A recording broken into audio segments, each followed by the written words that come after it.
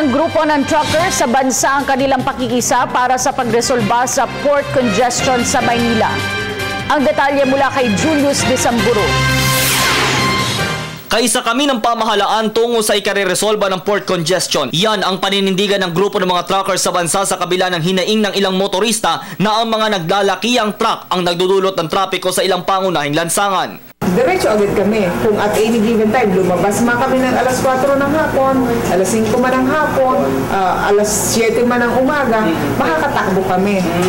Panginoon, sa mga oras na yun, rush hour na yun. Oo. Ay, kaya nga, napansin ngayon na kahit sabing rush hour, hindi naman nagta-traffic kasi yung mga trucks naman talaga, they have a specific route, they have a specific destination. At saka yun, hindi naman yun namamasyal sa MOA o kung saan man. Ayon kay Zapata, malaking problema din para sa kanilang mga truckers ang nararanasang mabigat na daloy ng sasakyan dahil imbes na mapabilis ang pagdadala ng mga kargamento ay naaantala ito. Yung kanilang lifting of the van and giving us a 24-hour trade route para makapaglabas, that is the right decision.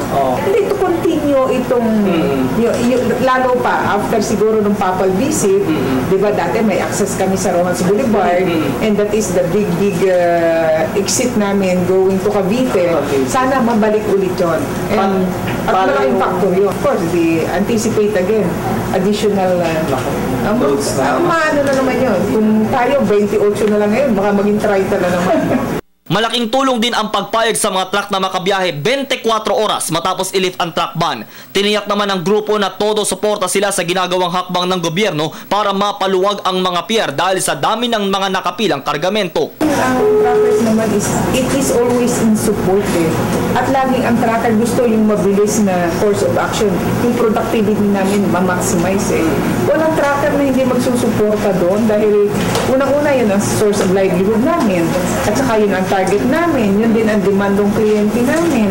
And that is the purpose of our being in existence. Kung kami magko-cooperate, hindi dapat pagdudahan yun. Nandun kami lagi.